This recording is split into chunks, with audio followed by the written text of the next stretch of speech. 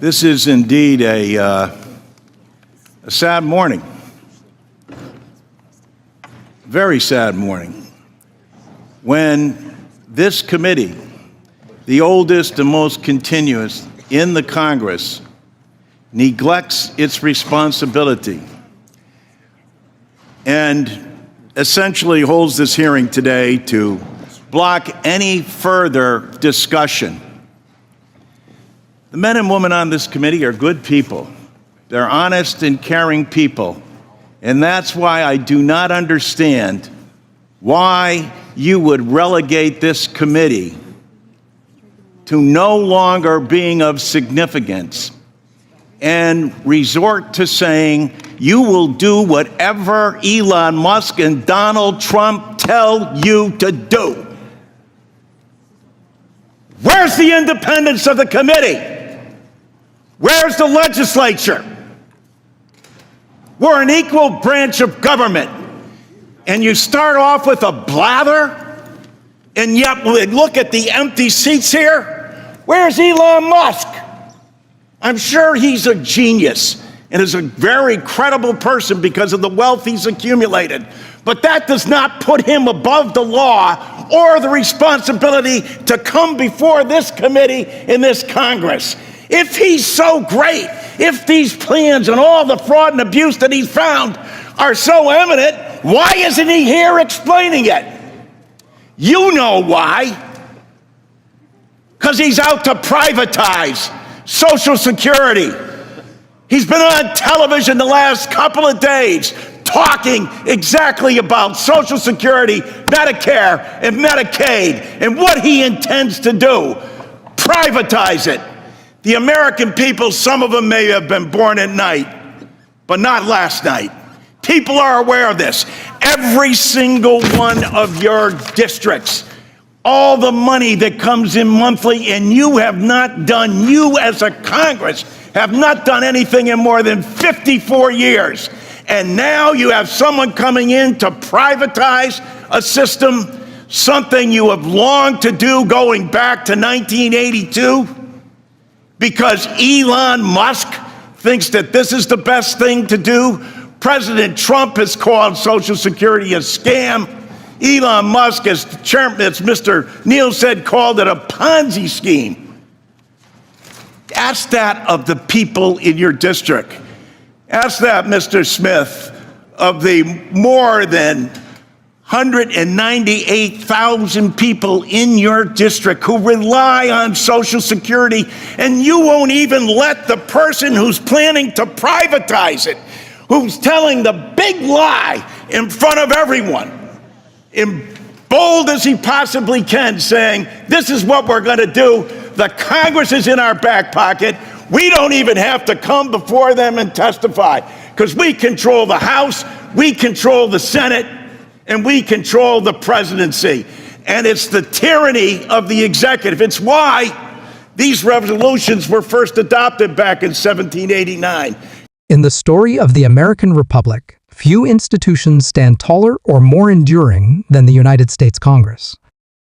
In these chambers, generations of lawmakers have debated the issues that shaped a nation, navigated crises that threatened our democracy, and advanced legislation that touched the lives of every man, woman, and child from coast to coast.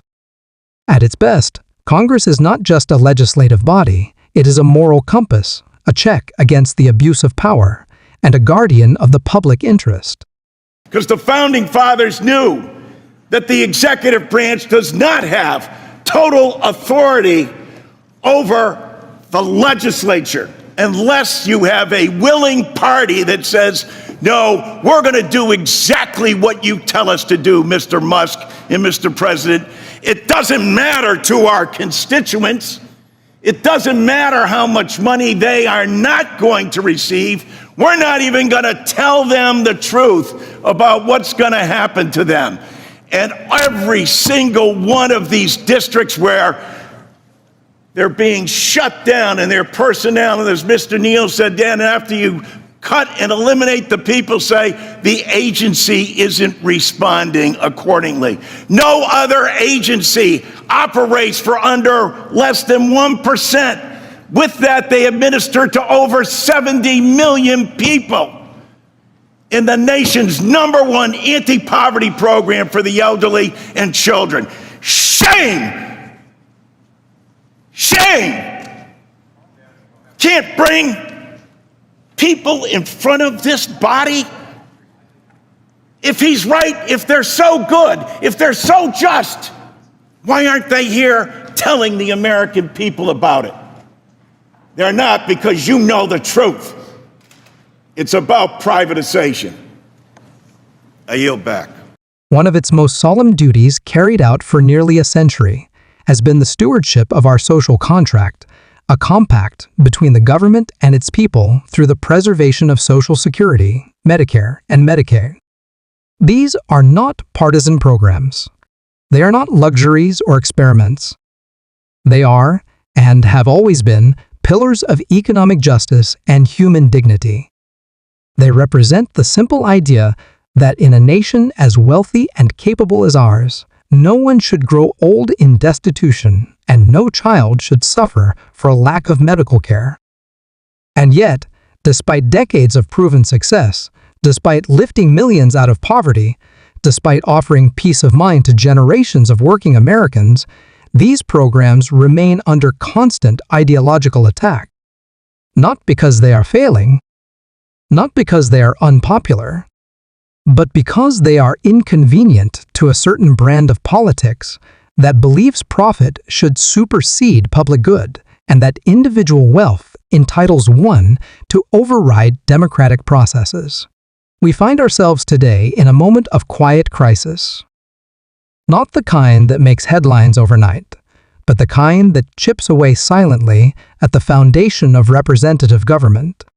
A moment when corporate wealth and private influence begin to eclipse the voices of everyday citizens.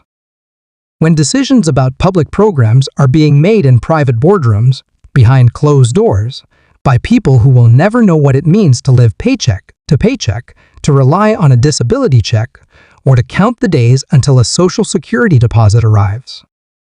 Today, the committee responsible for overseeing these vital programs, the oldest and longest-standing committee in Congress, has convened not to uphold its responsibilities, but to actively avoid them. Rather than facilitate open debate, invite expert testimony, and rigorously examine proposals that could reshape the future of American retirement and healthcare, this body has chosen to hold a hearing that is more about performance than purpose, more about shutting down conversation than informing it. It is in this vacuum of accountability that billionaires step forward. Figures like Elon Musk, whose technological achievements and financial success are unquestionable, but who now positions himself as an unelected policymaker, issuing proclamations about the supposed fraud and waste of our social programs. He has referred to Social Security, a lifeline for over 70 million Americans, as a Ponzi scheme. He has taken to the media not to engage in dialogue, but to dictate a vision for privatization, for dismantlement, for handing over public trust to the invisible hand of the market. Former President Donald Trump, who once promised to protect Social Security and Medicare, now echoes similar sentiments, calling into question the very legitimacy of these programs and aligning himself with those who see government as little more than an obstacle to private capital. They believe they've already won, that Congress will do their bidding, that committee chairs will look the other way. Enough members of this institution will forget who sent them here and instead take their cues from billionaires and political operatives, rather than the people who elected them. They believe that democracy can be bypassed, that decisions can be made from above, not through discussion, not through votes, not through the hard work of governance, but through influence, pressure, and unchecked power. This hearing should have been an opportunity to ask tough questions. To hear from economists, beneficiaries, watchdog groups, and federal administrators. To bring Elon Musk into this chamber and ask him to explain, under oath, what exactly he proposes to do to a program that millions depend on and why. To challenge him on the numbers, the outcomes, the risks. to demand clarity and evidence, not catchphrases and condescension. Instead, we are left with empty chairs and empty rhetoric. We are left with silence where there should be scrutiny. And we are left, most disturbingly, with the creeping normalization of an idea that is as dangerous as it is undemocratic, that the future of our social contract can be dictated by the powerful without consent or consultation. Because this is not just about social security, it is about the very balance of power in American democracy, and whether the people through their representatives will continue to have a say in how this country is run.